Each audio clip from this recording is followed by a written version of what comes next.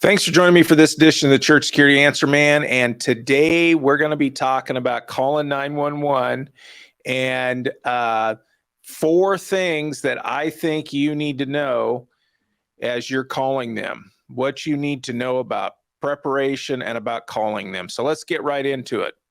As we're starting, I want to make sure and remind you that we do have our convenient online training courses for you. We've got them in the area of armed church security volunteers, unarmed volunteers. And by the way, those two can go together. So if you have some unarmed people and some armed, they can take those respective courses, and the base about 7 hours is the same for both. And then the armed folks get a little additional. So they can all be on the same page.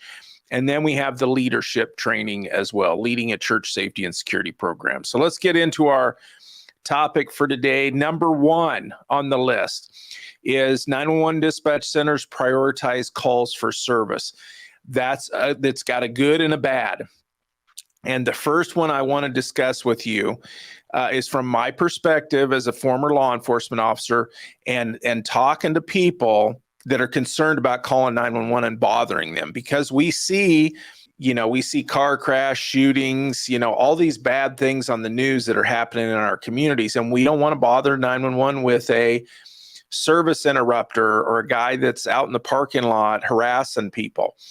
But I want to make sure you know that here's the good is they prioritize calls. So you call in, get your situation, your incident on the list, and then they will get to you as soon as other things are not so busy. Other things aren't happening. So that's good for you to know that you don't have to delay in calling. You might be in a small community and the police are hardly ever busy. Or you might be in a medium-sized community and they're busy at times. So this is good for you to know so that you don't have to feel guilty about calling. They're going to prioritize other calls before they come to your call. So the bad with that is the fact that they may not get to you for a while. So minor incidents can be put at the bottom of the list, and they will be, depending on how many things are on the list. So keep that in mind. If you're in a big city, I've talked to people that maybe it's an hour before they get a response.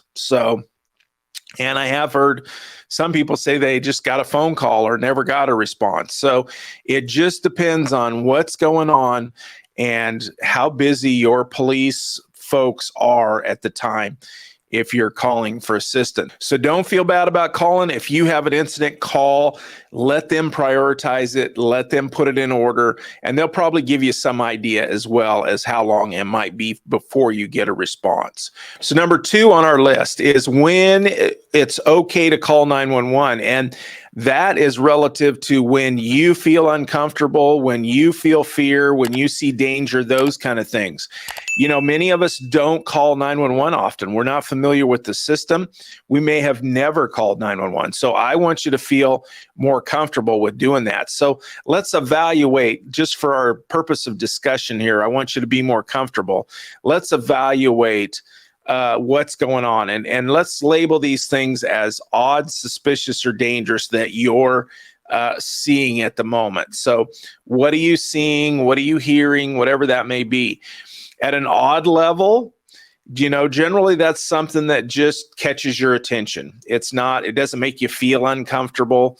At an odd level, you're seeing something, you may even laugh about it, or if there's 2 or 3 of you there, you may joke a little bit about it, whatever you're seeing.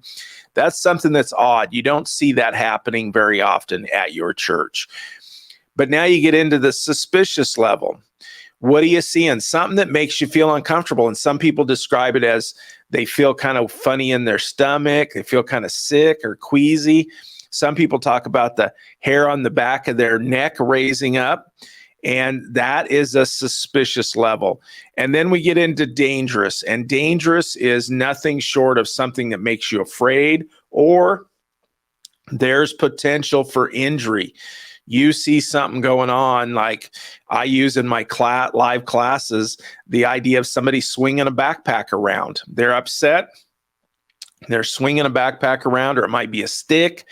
And, those aren't typical weapons, but the way they're handling them, somebody could get hurt. And you're afraid of that happening. So that's a great, dangerous example. So then let's talk about what are we going to do? You're evaluating the situation at an odd level. I'm suggesting that you alert a teammate, your supervisor, leader. If you're not in security, then you let security know at your church. And what did you observe? And we start talking about these things. These are good things to talk about, because it alerts people to go look at it themselves, or what are we going to do if it gets worse, those kind of things. So at an odd level, I do recommend you don't keep it to yourself. You start talking about it. Then you get to a suspicious level. Now, this is where you feel uncomfortable. As we talked about, the hair on the back of your neck stands up, or you feel queasy inside, or you're concerned. And so now this is when I would definitely go tell security, tell a team leader if you're not on the security team or you're not a team leader, or you can call 911. At a suspicious level, it means you feel uncomfortable and you feel like something's wrong, something's bad, or you feel fear. At a suspicious level, it's okay to call 911. And then we get into dangerous level. At a dangerous level, that's when weapons are involved. You perceive this situation to be dangerous. It's definitely okay to call 911. So, and we look at that. So it's based on how you feel, not what I think, not what your teammates think. It's based on if you feel uncomfortable, if you feel nervous, stressed, feel like there's danger could be involved. That's when it's okay for you to call 911 based on your feelings. Next, number 3, I want to strongly recommend that we know in preparation for calling 911, it's something you need to know relative to that, is know your address and know your location at the address. How are you going to identify where you're at? So, and I recommend, I've talked to people at our church, and the greeters, I'll talk to them a little bit, and I've asked them, do you know the address here? Because our plan is to tell the greeters and ask them to call 911 if we have an issue. So security can stay involved. We're going to tell the greeters. And I've asked some of them, do you know the address here at the church? And once in a while, probably 1 in 5 or 6 of the greeters will say, no, actually, I don't know what the address is here at the church. So I recommend that you talk about it once in a while, but I also recommend that maybe you put it on the back of your name tags. I've seen some churches do that. Or if you have a security closet kind of up front, maybe you put it on the inside of the door there. You can put the address just on a piece of paper and tape it up there. And so that it's available, because under pressure, we can also forget these kind of things. And then really, the best way to learn to describe things is get to know your north, south, east, and west at your property. And this is good if you're communicating via radio with each other as well. I'm on the north side of the church over by Chick-fil-A or something, whatever that is for you folks. I'm on the west side. I'm on the east side. I'm in the back, those kind of things. I'm on the east side in the back of the church. And be ready to relay those kind of things to the dispatch center, because that helps a police officer or fire or medical folks coming to help you. That helps them know a really good nailed down description of where you're at. You're at this address and you're on the north side of the property near First Street, or the south side near A Street, whatever that is. Be able to give directions and kind of plot that out ahead of time. I think that's a great thing for us to know ahead of time. And if you're not good with directions or compass locations, those kind of things, practice that with somebody else and begin to talk about it so you can get to know what is the north, south, east, and west sides of your property. And then number 4 that I really think is important for you to know is dispatchers, call takers that take your call at 911, or the dispatchers. And depending on how big your area is, your town, you may have dispatchers that are both dispatchers and call takers. They are well-trained folks. And so that most of them will not be able to do things on a solo basis by themselves for 6 months. They have their basic training, and then they go through with a trainer and switch trainers, and it takes them about 6 months to complete their training. So they know their stuff. And I also want you to know, if you sense a little bit of delay, the dispatchers, if they're a dispatcher and a call taker, both in one person, then there's a good chance that you might hear a little delay. Like when you talk to them, they don't respond right away because they have a toggle button where they can talk to you on the phone and push that button and talk to the units that are responding to help you. So there may be some of that going on. So just keep that in mind when you're dealing with them. And here's the deal.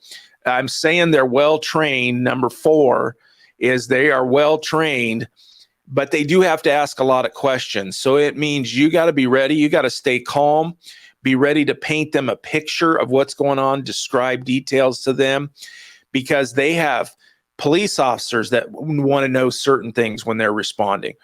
They have firefighters or fire personnel or medical personnel that want to know certain things when they're responding to help you.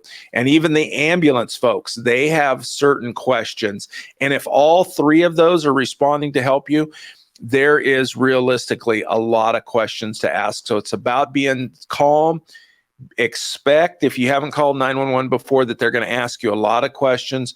Be ready to do the best you can at answering their questions, and certainly prepare ahead of time for those kinds of things. So I sure appreciate you.